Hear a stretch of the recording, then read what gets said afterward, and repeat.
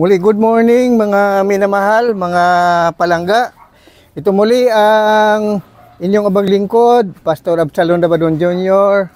sa ating araw-araw na gawain sa kalooban ng Diyos mula Lunes hanggang Biyernes, kung magandang panahon, ang ating segment, Exercise for Christ. So dahil sa malakas na naman ang ulan kagabi, dahil sa namumuong low pressure area, nawa ay huwag naman sanang magiging bagyo. Ay sa ngayon ay July 17, 2024, Miyerkules po tayo.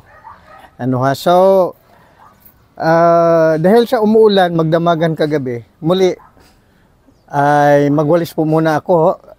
Dahil sa tayo na may itong aking Exercise for Christ, dito lang ako sa aming rooftop. At maraming kalat na mga dahon at naipon na namang mga tubig ulan. So, hayaan nyo po muna na ako ay makapagwalis para malinis po itong ating rooftop na aking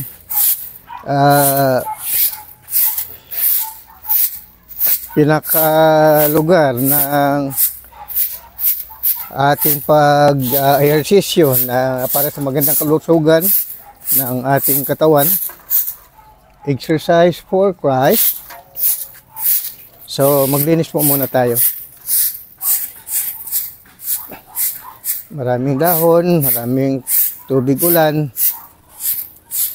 So, ito po ang ating mamayang konti, magbasa po tayo ng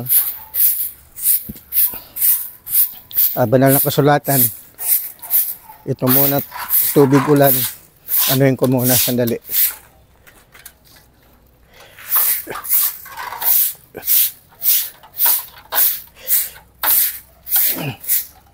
Marami kasing naiipong tubig ulan kapag magdamagan po ang ulan. Dito po tayo sa Bulacan. Mabuti na yung hindi tayo madulas habang mag-jogging at strolling.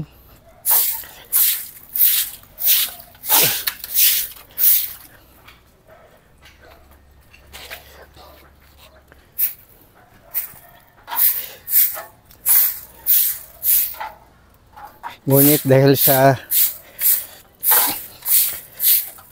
maganda ang sinag ng araw,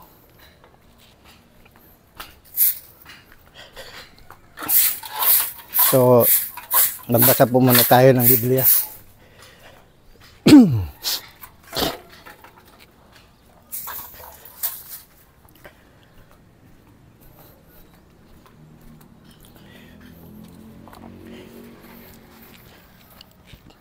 So, segment natin ito sa Exercise for Christ. Ipagpatuloy lang po natin ang nakaraan nating pag-uusap na tungkol sa iglesia na itinayo ng Panginoong Hesukristo na kumbaga yan po ay first century church. Ang pinaka-mother church, the original church, was established in Jerusalem, year 30 AD, nang nagumpisa ng aral ng Panginoong Hesukristo. Umakyat siya sa langit, more or less 33 AD. Sa pangaral ng Panginoong Hesukristo, una niyang ipinangaral ang Ebanghelyo sa kanyang mga alagad. At sila'y 12 apostol. At sila'y binigyan ng karapatan na mangaral ng Ebanghelyo mula sa Jerusalem, Judea, Samaria at hanggang sa kaduluduluhan ng sandaigdigan. 12 apostles. So, nang umakyat ang Panginoon Kristo sa langit ay 33 AD. So, ang nagpatuloy ng gawain ng Panginoon Kristo ay ang mga 12 apostol. At ang 12 apostol na yan, sinangkapan po niya ng karunungan dahil tinuruan po niya ng mga kaalaman tungkol sa pagtatag ng kanyang iglesia. So, pag-akyat ng Panginoon Kristo ay naiwanan po ang kanyang mga followers. 120 lang po sila na mga miyembro originally ng iglesia na itinatag ng Panginoon Kristo. 120 members lang po. First century church, yan po ang Jerusalem Church. Ang naunguna po dyan, pinangunahan po yan ng 12 apostol with under the 3 pillars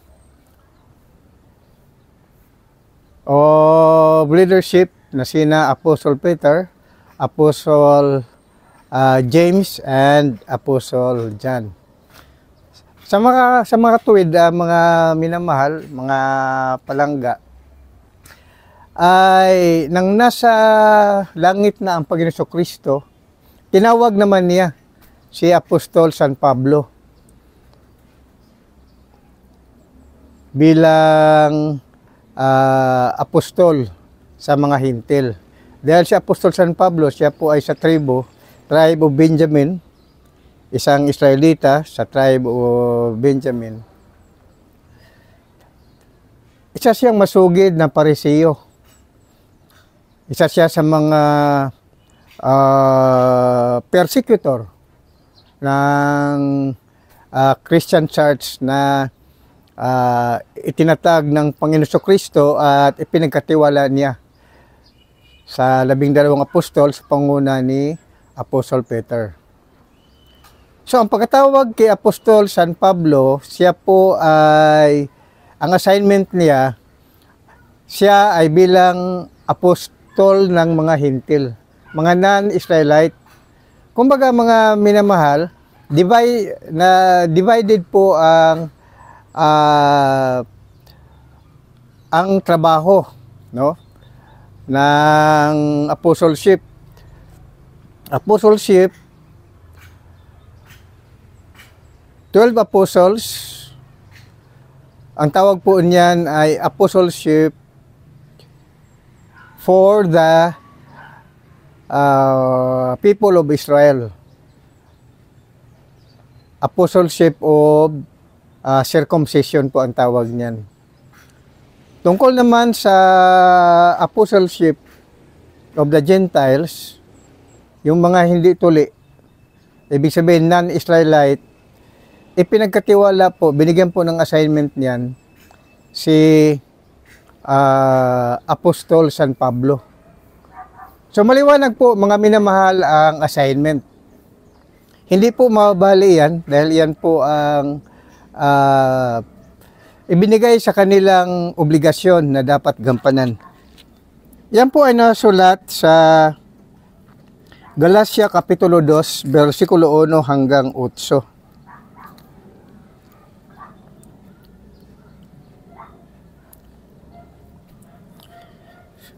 Na sinasabi rito, kaya nga mga kapatid, sabi ni Apostol San Pablo, ipinamanhi ko sa inyo, alang-alang sa mga kahabagan ng Diyos, na inyong iharap ang inyong mga katawan na isang buhay, banal na kayaya sa Diyos, na siya inyong katampatang pagsamba. Then, yan po ay, ang binabasa ko, ay Roma 12:1. Dahil sa Roma 11:13, ganito ang pagkasabi ni Apostol San Pablo, datapwat nagsalita ako sa inyong mga hintil. Palibhas ay ako nga'y apostol ng mga hintil. ay nilulhati ko ang aking ministeryo. So, ang assignment ni Apostol San Pablo bilang apostol ng mga Hintil. Roma 11:13 at ang kanyang pakiusap sa Roma 12:1 ay namanik siya alang-alang sa kabagan ng Diyos na ang mga Hintil ay iharap nila ang kanilang katawan bilang haing buhay, banal at kayaaya sa Diyos na siyang inyong katampatang pagsamba.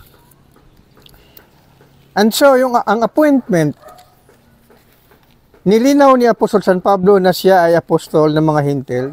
Ang mga Hintil ay non-Israelite, hindi po mga Israelita. Ayan po ang mga Hintil. So, ang appointment na ito ay kinonfirm ito ni Apostol San Pablo sa kanyang pangaral sa Galacia Kapitulo 2, versikulo 1 hanggang 8. Nang makaraan nga ang 14 na taon ay umahon ako muli, sabi ni Apostol San Pablo, sa Jerusalem, nakasama si Bernabe at isinama ko rin naman si Tito. At ako'y umahon dahil sa pahayag at isinasay ko sa harapan nila ang ebanghelyo ng aking ipinangaral sa gitna ng mga Hintil. So dito, isinaysay ni Apostol San Pablo na pumunta siya sa Jerusalem at ipinaalam niya sa mga 12 apostol sa Church of Jerusalem ang tungkol sa kanyang ministeryo ng pangaral ng ebanghelyo sa mga Hintil.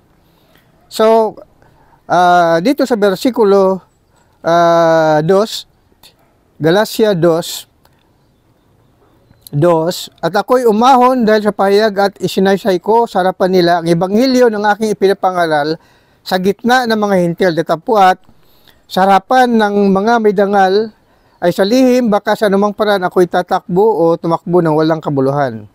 Datapwat, maging si Tito man nakasama ko, bagamat Griego, ay hindi napilit na patuli. At yaon ay dahil sa mga hindi tunay na kapatid ay pinasok ng lihim, na nagsipasok ng lihim upang tiktikan ng aming kalayaan na taglay namin kay Kristo Jesus, upang kami ilagay nila sa pagkaalipin. Sa mga yaon na hindi kami nagpahinuhod na supilin kami kahit isang oras upang ang katotohanan ng ebanghelyo ay manatili sa inyo. Datapwat, ang mga wari may dangal ng kaunti, maging anuman sila, ay walang anuman sa akin. Ang Diyos ay hindi tumatanggap ng anyo ninuman. Silang may dangal, sinasabi ko ay hindi nagbahagi sa akin ng anuman, kundi bagkos nang makita nila sa akin ay pinagkatiwala ang ebanghelyo ng di pagtutuli, gaya rin naman ng pagkakatiwala kay Pedro ng ebanghelyo ng pagtutuli. Sapagkat ang naghanda kay Pedro sa pagkaapostol sa pagtutuli, ay naghanda rin naman sa akin sa pagkaapostol sa mga Hintil. At nang makita nila ang biyayang sa akin ay pinagkaloob, ang mga kanang kamay ng paikisama ay binigay sa akin at kay Bernabe, ni Santiago at ni Sipas at ni Juan, sila mga inaaring haligi upang kami ay magsiparoon sa mga Hintil at sila'y sa pagtutuli. So nagkaroon po ng division of labor tungkol po sa preaching of the gospel. Dahil nga sa hinati ng Panginoong Jesucristo ang pangaral ng ebanghelyo, inasign kay Apostol San Pablo at kay Bernabe ang apostleship ng uncircumcision. Kasi ang mga Hintil, hindi po sila tuli. They are uncircumcised. Ang kautusan ng pagtutuli o circumcision ay para po yan sa sambahayan ni Israel. So, mga Israelita po sila. So divided ang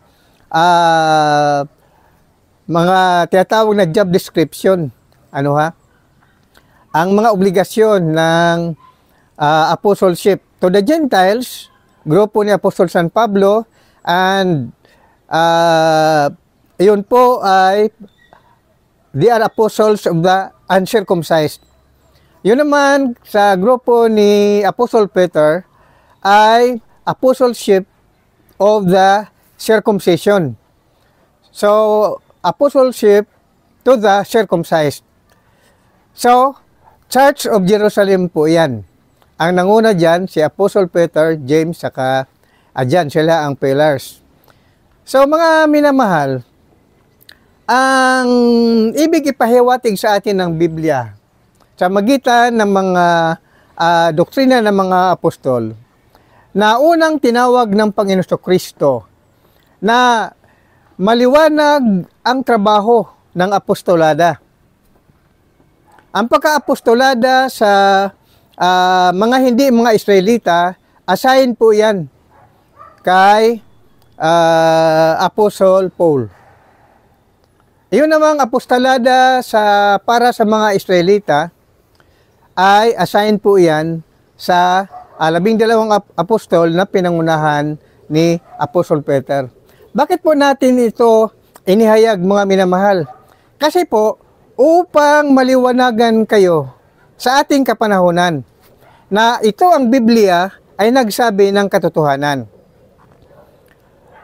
Sa ating kapanahunan ngayon, lalo na po dito mismo sa Pilipinas, ay more than 3,000 Christian denomination po ang rehistrado sa Securities and Exchange Commission.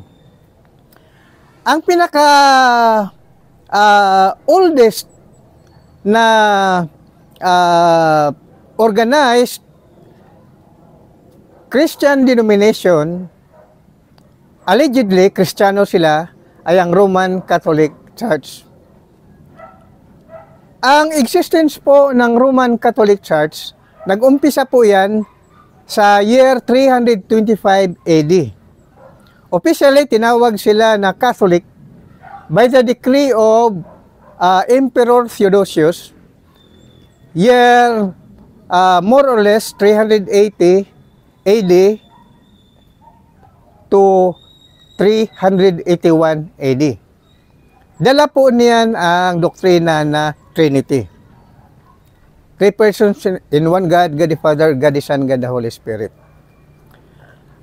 At ang tawag diyan sa mga Catholic, dalawang grupo din po yan. Catholics doon sa Eastern Europe, ang tawag ay Eastern Churches, at Catholic naman sa Western Europe, na ang tawag ay Roman Catholic Churches. So, dalawang malaking grupo ang Catholic Church. Eastern Catholic Church na nandoon sa Eastern Europe, including Asia, at Western Europe, Rome, at mga iba't ibang mga lugar na sakop ng Western Europe. So, Western Christians, Catholics, Western Catholic Christians, which are called Roman Catholics, Western Europe po yan, at Eastern Europe, which are the Eastern Catholic Churches. So, yan po, mga minamahal, ang year 325 AD up to 380-381 AD. Kaya, categorized po yan, sila mismo ang nagtatag niyan sa magitan ni Emperor Constantine at Emperor Theodosius. So, Emperor Constantine, 325 AD, ginawang state religion ang Christianity. Ngunit, nang dumating si Emperor Theodosius 381 AD, ay minabuti nilang i-categorize ang kanilang samahan bilang Catholic Christian Churches. Iyan po ay kailangang dalhin ang doktrinang Trinity. So, yan po ang tawag dyan, Catholic Christian Churches. Mga Trinitarian po yan. So, yung hindi naniwala sa Trinity doctrine, pinaguhuli po nila yan. Ano ha? Kailangang sila ihulihin, kumpiskahin yung kanilang mga properties kung hindi nila paniwalaan ang doktrina Trinity. So yung mga grupo ni Arius na ayaw maniwala sa Trinity doctrine, kasi ang sa Trinity doctrine, ang doktrina doon, God is Son. Sa kay Arius naman, Son of God. Tawag po dyan sa seminary, isang subject po yan, tawag niyan ay Christology. So, kumbaga mga minamahal, ang sinasabi ko po sa inyo, batay po sa aking napag-aralan tungkol sa, nung ako ay nag-aral sa seminary, at natapos ko nga ang theology. 4 na taon po yan. So at least, bahagi ko sa inyo ang tungkol sa history, church history. Sa ano po yan? Sa tradisyon, traditional history na mabasa po natin sa mga libro na gawa ng tao. Pero iba po ang Biblia. Iba ang Biblia. Ang history ng Biblia ay ang Acts of the Apostles. Kaya meron po tayong part ng New Testament, Acts of the Apostles. Sa Tagalog ay gawa ng mga apostoles, at sa Bisaya naman ay buhat sa mga apostoles. So ayan po ang book of history ng Christianity. Ang Biblia po, plus the epistles of the apostles, sulat ni Apostol San Pedro, 2 sulat po yan, sa mga sinaunang mga converted Christians, mga Jewish, ano ha, dahil sila ina-assign sa para sa Israelita, kaya yung mga Israelita na tinatawag na Jewish people ay naging mga Jewish Christians. At sa Hintil naman, ang may sulat naman po dyan ay si Apostol San Pablo. Mga 13 epistles po ang kanyang na gawa. So, sulat niya Apostol Pablo sa mga taga-Roma, 2 sulat niya sa Corinto, 1 sulat sa mga Church of Galatia, then Church of Epheso, then Filipos, Colosas, Thessalonica, kanyang mga kapastoran kay Timoteo at kay Tito. So, kung bilangin natin 1, 2, 3, 4, 5, 6, 7, 8, 9, 10, 11, 12, 13. Ano ha? Basahin natin muli.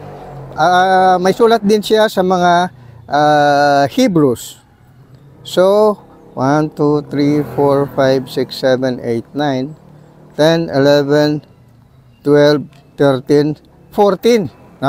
14 epistles ang ginawa ni Apostol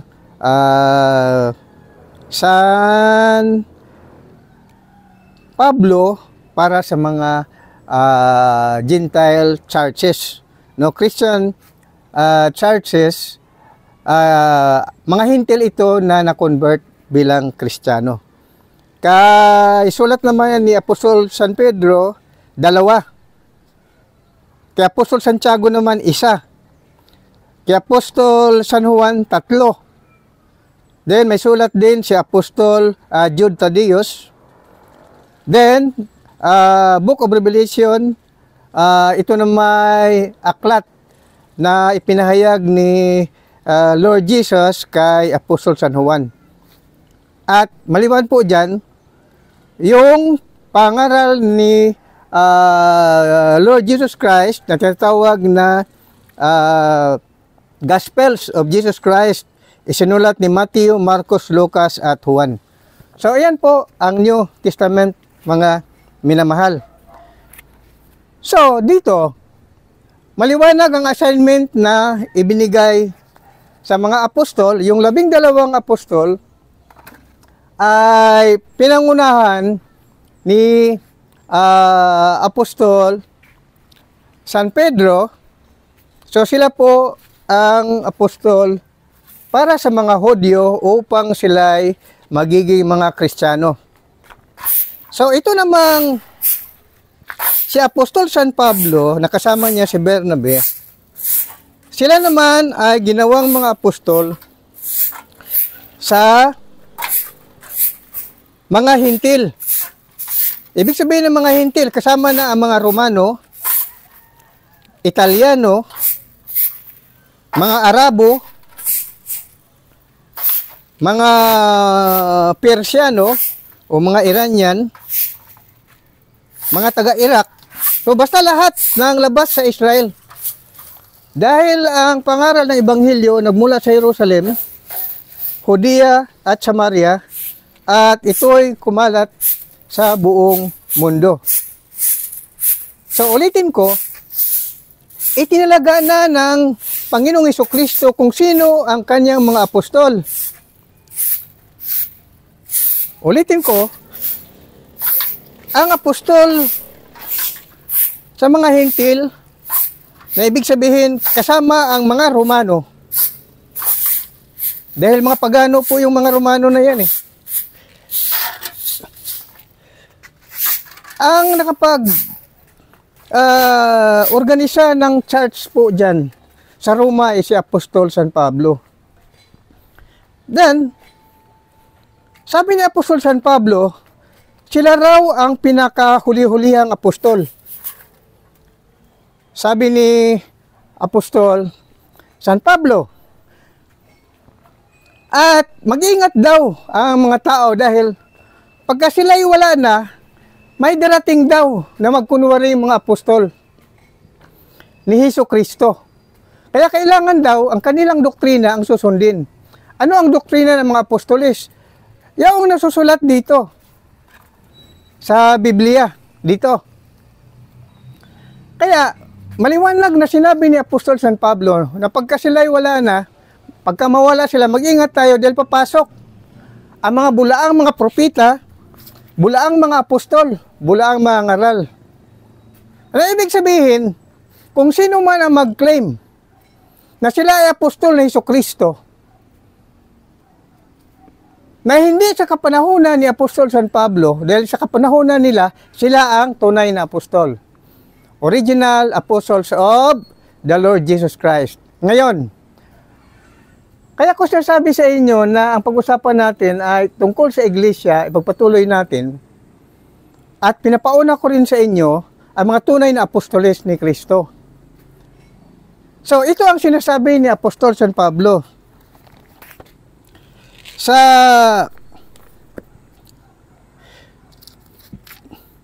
gawa ng mga apostolis, no? Acts of the Apostles.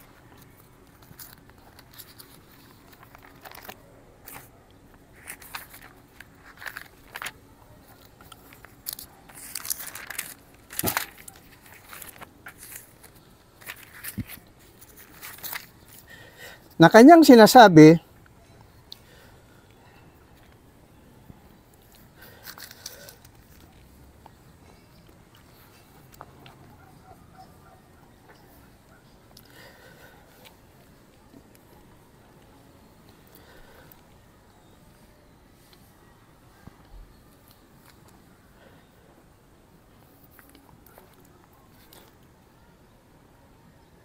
na siya bilang apostol, itinalaga siya bilang apostol ng mga Hintil.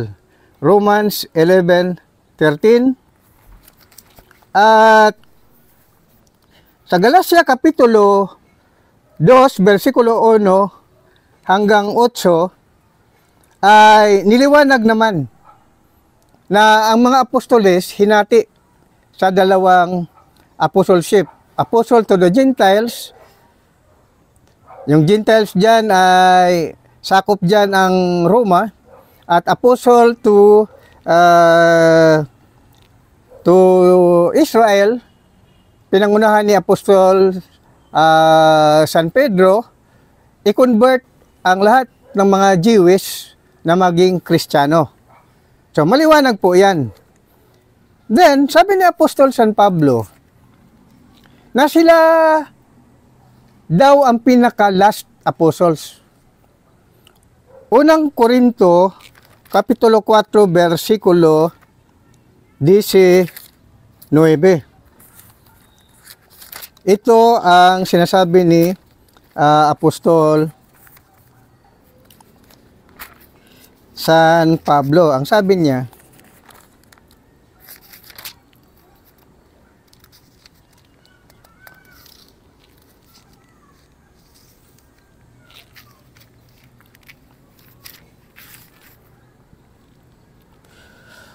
Unang Korinto Kapitulo 4, versikulo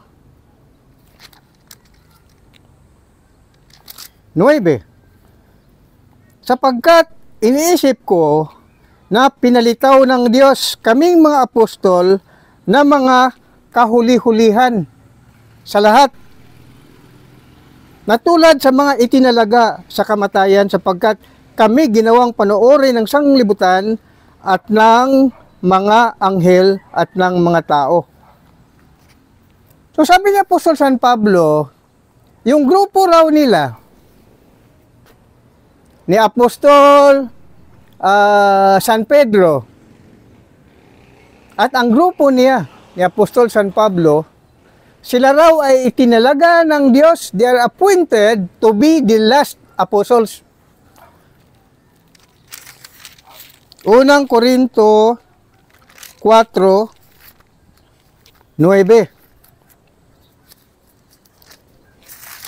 Basahin ko muli.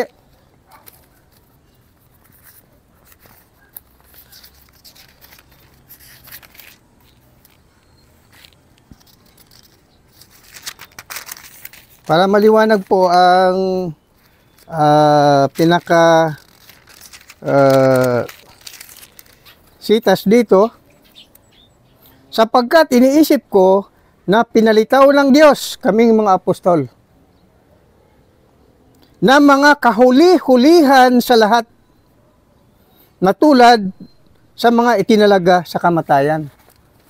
So, Apostle Paul and Apostle Peter and his group are appointed apostles, and they are the last apostles. At hanggang sa kamatayan nila yon. At ang sabi nila, mag-ingat daw sa huling mga araw, dahil sa pagkawala na sila, papasok daw yung mga bulaang mga apostol.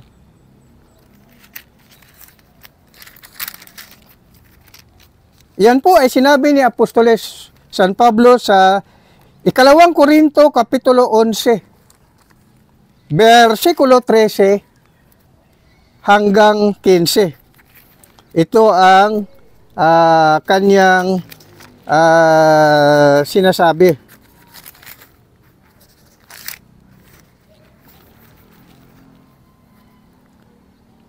Sabi ni Apostol San Pablo, sapagkat ang gayong mga tao ay mga bulaang apostol, mga magdarayang manggagawa na nagpakunwaring mga apostol ni Kristo. So, dahil sila ang mga huling mga apostol, pagka nawala na raw sila, may darating ng mga bulaang apostol. Sa 2 Korinto 11:13 hanggang 15. Sapagkat ang mga gayong tao ay mga bulaang apostol, mga magdarayang manggagawa na nagpakunwaring mga apostol ni Kristo. At hindi katakataka, sapagkat si Satanas man ay nagpakunwaring anghel ng kaliwanagan, hindi malaking bagay nga na ang kanyang mga ministro naman ay magpakunwari na waring ministro ng katuwiran ng kanilang wakas ay magsang-ayon sa kanilang mga gawa. So, ganyan mga minamahal ang mangyayari sa huling mga araw. Kaya yan po ay ating tandaan, mga minamahal, na ang tunay na mga apostoles ni Kristo, mga original apostles, sila po ang kahululiang mga apostoles.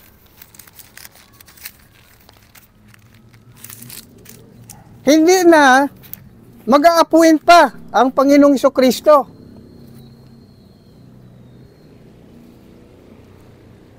Dahil sinabi na Apostol San Pablo na sila ang pinaka-last apostles. Ngayon, pag-usapan natin ngayon ang claim ng Roman Catholic Church. Tandaan natin na organize ang Roman Catholic Church year 325 AD, 380 and 381 AD, nirecognize ni Emperor Constantine at ni Emperor Theodosius ang supremacy ng Roman Catholic Church, na ang obispo ng Roma, the Bishop of Rome, sa panahon na yon ay siyang pinaka-supreme sa lahat ng mga Catholic churches. Ayan po ang deklarasyon, mga minamahal, ng ang tawag dyan, supremacy ng Roman Catholic Church. Ngayon, ang doktrina nila dyan, ang Pope, yun ang kanilang apostol. Na di umano, ang Pope or the Bishop of Rome, yung Bishop of Rome saka Pope, isa lang po yan. Di umano, sila ang tunay na iglesia na itinatag ni Kristo. Mali. Bakit? Dahil ang iglesia ang itinatag ni Kristo, ang itinayo ni Kristo, "Thou art Peter, upon this rock I will build my church, and the gates of hell shall not prevail against it." Iyan po ang Church of Jerusalem. At ang mga apostoles po niyan ay si Apostle Peter nga, isa sa mga pillars ng Roman, Catholic Church di umano, na kiniklaim ng Roman Catholic Church bilang continuity daw ang Bishop of Rome kay Saint Peter. Pero ang totoo, ang pinangunahan ni Apostle Peter ay Church of Jerusalem, hindi po ang Roman Catholic Church. Dahil ang Roman Catholic Church ay year 325 AD po, nag-umpisa po yan. Obispo ng Roma ang naunguna dyan, na tinatawag nilang Pope. At yan din daw po ang kanilang apostol. So ang claim nila na ipinagpatuloy daw po ng Pope of Rome or Bishop of Rome ang leadership ni Apostle Peter. Wala po tayong mababasa niyan sa banal na kasulatan. Paano nila may pagpatuloy ang leadership ng apostleship? Nang sabi ni Apostol San Pablo na sila ang kahuli-hulihang apostoles, ibig sabihin, stop na. I-stop na ang apostleship. Sila na ang duly appointed apostles, wala nang ibang mag-angkin ng office of apostleship. Wala na. Ano po ang mga magiging mga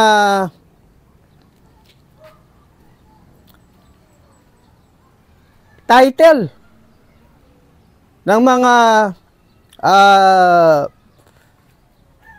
mananampalataya sa huling mga araw?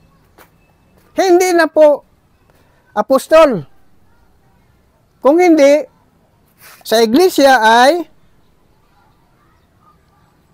propeta, ebanghelista, no? Unang-una, apostol. Ay sino yon? Yung grupo ni Apostol San Pablo at ni Apostol Peter. Sila ang kahuli-hulihan. So, ang sunod dyan, ebanghelista, propeta, ebanghelista, pastor, guro. Mga minamahal. Then, ang iba, sangkapan na po sila ng gift of the Holy Spirit. First, apostles. Second, prophets. Third, evangelists. Then, pastors, then teachers. Hindi na raw po dapat angkinin ang posisyon ng apostolada. Iyan ngayon ang ginagawa ng Roman Catholic Apostolic Church na sumulpot po yan 325 AD na ang doktrinang dala ay Trinity at nagkaroon ng decree na ang grupo ng mga Trinitarian ay Roman Catholic Christians. Yan po, minamahal. At ang supreme po dyan ay ang obispo ng Roma. So magpahanggang ngayon, sila po ang nag-claim sa ganong klaseng apostolada. Yan po ay taliwas sa katuruan ni Apostol San Pablo. Si Apostol San Pablo, siya po ang unang nag-organisa ng house church sa Roma. Mga minamahal. Kasi po, doon po iyan ibinilanggo. Si Apostol San Pablo sa Roma. More or less year 60 hanggang more or less 60 hanggang 67 AD. More or less lang po yan. See? So habang si Apostol San Pablo ay nangaral sa Roma, ang grupo naman ni Apostol San Pedro nanatili po sila sa Jerusalem. So kung basahin natin ang mga sulat ni Apostol San Pedro 1 hanggang 2, iyan po ay sulat niya patungkol sa mga converted Jewish people na naging Kristiyano na nandoon na sa labas ng Israel. Ang tawag dyan, General Epistle of Peter. Sa lahat ng mga converted na mga Hudyo na naging mga Kristiyano. Yan po ang sulat.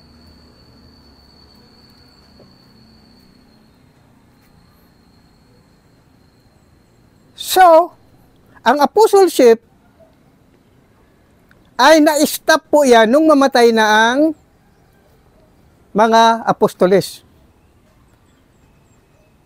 Pagdating ng 325 AD, hanggang ngayon, dala-dala ng mga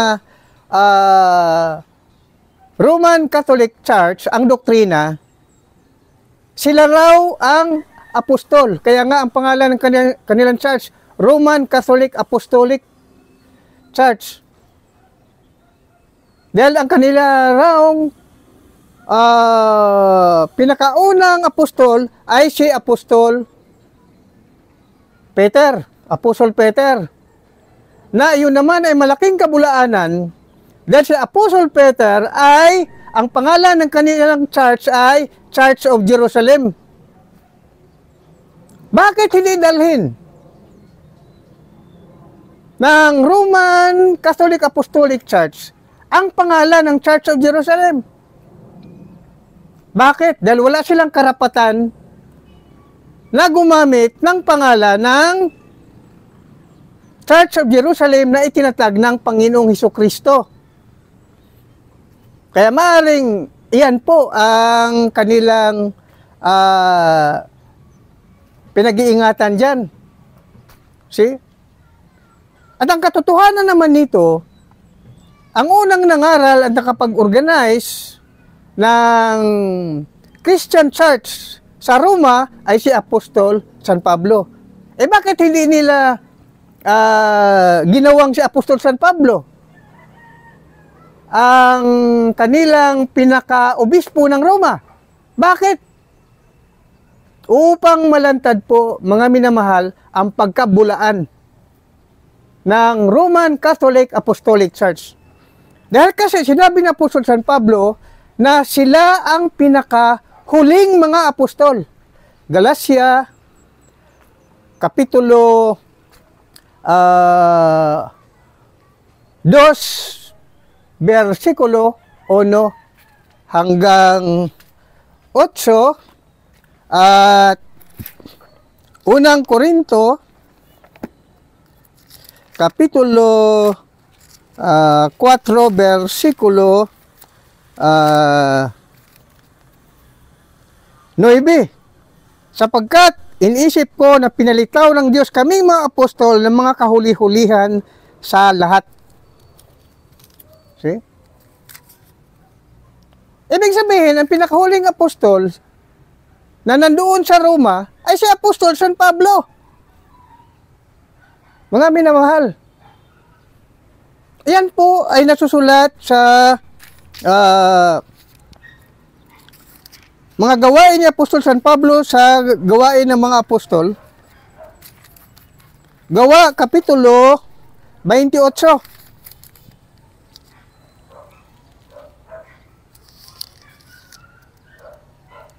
Versikulo 17 hanggang 31. At nangyari na nang makaraan ng 3 araw ay tinipon ni Apostol San Pablo ang mga pangulo sa mga Hudyo at sila ay mga katipon na sinasabi niya sa kanila, "Ako mga kapatid, bagawan wala akong ginawang anuman laban sa bayan o sa mga kaugalian ng ating mga magulang, ay ibinigay akong bilanggo buhat sa Jerusalem sa mga kamay ng mga taga-Roma." So sa panahon na yon, nabilanggo si Apostol San Pablo sa Roma. Ngunit pinalaya siya at nakapangaral siya ng Ebanghelyo sa Roma. Siya ay nagba-Bible study sa bahay na kanyang inuupahan at maraming mga Hudyo na na-convert bilang mga Kristiyano. So house church ang na-establish ni Apostol San Pablo sa Roma, hindi si Apostol San Pedro. So ang kamalian ngayon ng doktrina ng Iglesia Katolika Romana Apostolada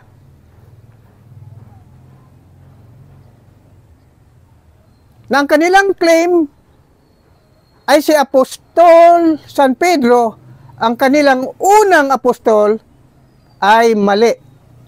Kasi si Apostol San Pedro, naka-assign po siya bilang apostol ng mga Israelita. Ngunit dahil hintil o mga pagano, ang mga nasa Roma, pinadala ng Panginoong Hesukristo si Apostol San Pablo upang makapangaral sa Roma. Upang siya maging saksi sa salitaan ng Diyos at sa kaharian ng Diyos na sa magitan lamang ni Hesukristo, sa pangalan niya lamang ang kaligtasan. Iyan po ang pinapangaral ni Apostol San Pablo sa mga Hudyo sa Roma. So, ang mga unang converted na mga Kristiyano sa Roma ay ang mga Hudyo. Si Apostol San Pedro, habang nandoon siya sa nangulo sa Church of Jerusalem, binigyan naman siya ng assignment na ma-convert ang isang Roman centurion na makatanggap ng biyaya ng Diyos upang maging Kristiyano. Si Cornelius. Saang lugar na yun? Sa Cesarea, hindi sa Roma. So, ang na-convert ni Apostol San Pedro, isang Romano na biniyayaan ng Diyos, na awa ang Diyos, dahil mabait itong si Cornelius, na isang pagano, ngunit takot sa Diyos. Kaya pinatawag si Apostol San Pedro, pinapunta roon sa Cesarea, kung nasaan si Cornelius na isang Roman pagan, pero natakot sa Diyos, kaya siya ay tumutulong sa mga Kristiyano. Kaya sa awa ng Diyos, tinawag si Apostol San Pedro upang makatanggap ng aral ng salita ni Kristo. At nabaptize si Cornelius bilang Kristiyano. Ang nabaptize niyan si Apostol San Pedro sa Cesarea. Hindi nakarating ng Roma si Apostol San Pedro. So, iyan lamang ang biblical records na isang hintil ay na-convert bilang Kristiyano. Nabaptize siya ni Apostol Peter, pero si Apostol Peter wala sa Roma, doon sa Cesarea. Mga minamahal. So, nakuha ba natin, mga minamahal, ang tungkol sa division of labor ng mga apostles? So, isang hintil na Romano na convert sa pagka-Kristiyano, nabaptize ni Apostol Peter. Saan? Sa Cesarea. Hindi nakarating ng Rome si Apostol Peter dahil ang naka-assign doon, pinadala ng Diyos ay si Apostol Paul. Nakapag-Bible study si Apostol Paul sa Rome at maraming na-convert na mga Jewish people naging Christians. Na-convert na rin ang mga ibang mga Romano sa pangaral ni Apostol Paul. Kaya nagkaroon ng Christian Church.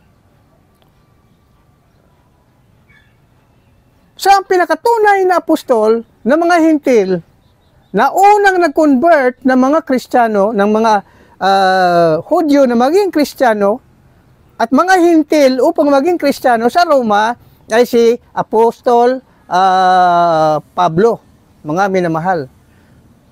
So, ang doktrina ng Roman Catholic Church na ang kanilang pinakaunang apostol ay si Apostol Peter, iyon ay malaking kabulaanan. Bakit? Dahil si Apostol Peter ay apostolis para sa mga Hudyo, hindi para sa mga hintil. Ang mga taga-Roma, sila po ay mga hintil. May mga Hudyo po roon, ang nakakonvert doon, na maging Kristiyano sila, at ang mga hintil sa Roma ay si Apostol San Pablo. Eh bakit hindi nila ginawang apostol ng Roman Catholic Apostolic Church si Pablo? Bakit? Dahil ibig. Patunayan ng Roman Catholic Apostolic Church na sila ang tunay na iglesia na itinatag ni Jesus Christ. At kung paano naman nila kiniklaim na sila ang tunay na iglesia na itinatag ni Jesus Christ, yun naman ang nagpapatotoo sa kanila na ang kanilang doktrina ay bulaan, kasinungalingan. Bakit? Dahil si Apostol San Pablo ang unang nagtatag ng Kristyanismo sa Roma. Acts of the Apostles,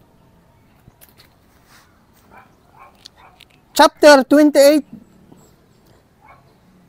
verse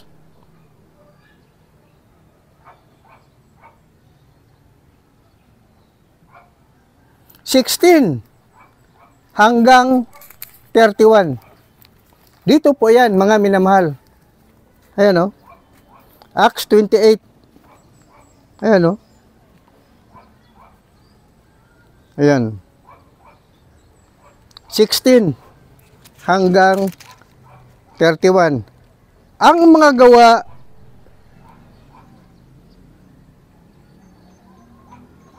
Acts of the Apostles. See? Ayan po yan. No? Acts chapter 28 verse 16 up to 31. At sila ang kunihulihang apostol. Kaya, ang mga apostolis na tinataguri ng mga Roman Catholic Apostolic Church na sila, ang kanilang pope ay apostol, ang tawag po dyan ng Biblia ay false apostle.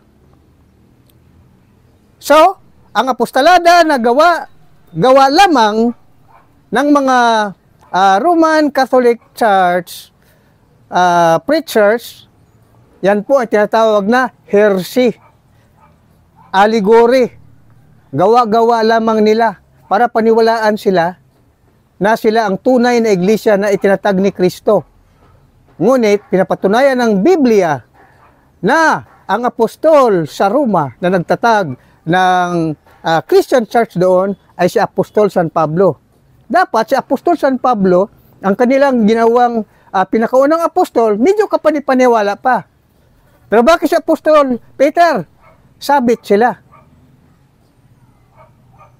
Para sila ay lilitaw na bulaang apostol sa huling mga panahon. So mga minamahal, magandang umaga po sa inyong lahat. At muli tayo ay mag-exercise. Ito po ang inyong abang lingkod, Pastor Absalon Rabadon Jr. from the Philippines. Thank you, Lord Jesus. Napakasarap mag-exercise, mga minamahal. Na habang tayo ay naghatid ng salita ng katotohanan galing sa banal na kasulatan, katuruan po yan ni Apostol San Pablo na kailangan ang pagtuturo ay hindi humigit sa nasusulat. Unang Korinto 4:6.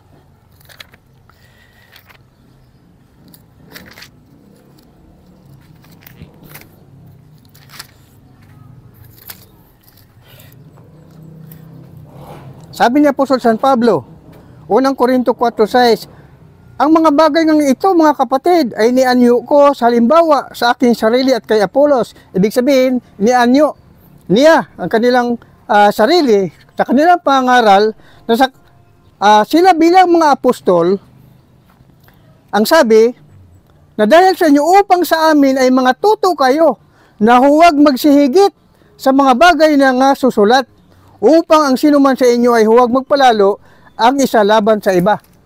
See? Huwag daw humigit sa turo ng mga apostol. Ano nangyari sa turo ng Roman Catholic Apostolic Church? Nagtuturo sila na hindi nasulat sa Biblia. Kaya sobra.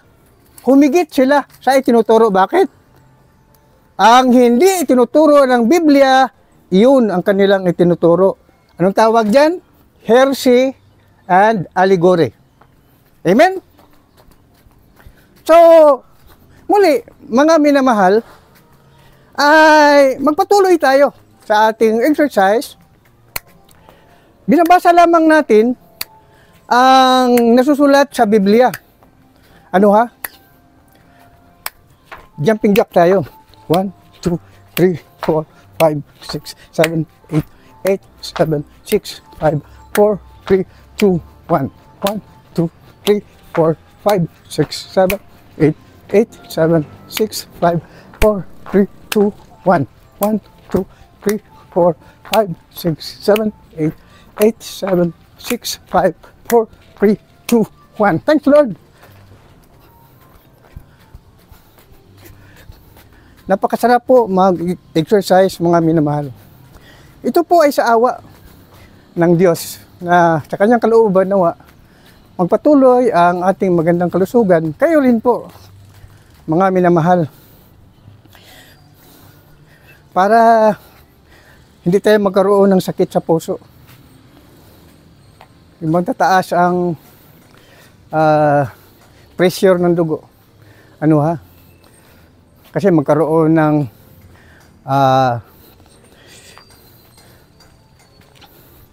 hindi regular na pagdaloy ng dugo. Yung pumping of the heart. Ano ha? Distribution ng dugo sa buong katawan. Ingatan din po natin ang ating mga sarili. Huwag tayong masyadong kumain ng mga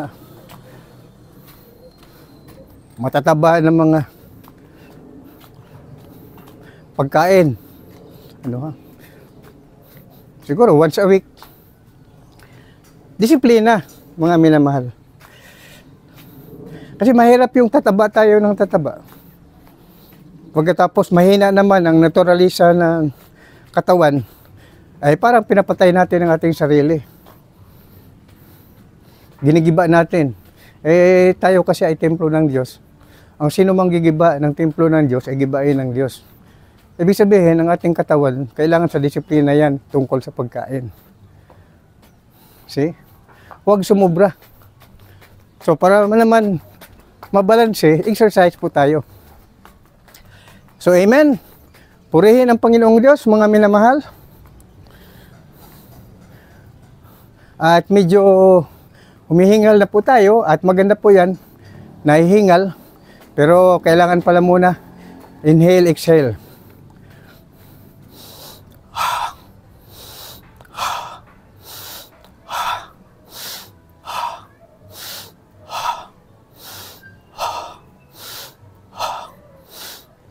Thank you, Lord.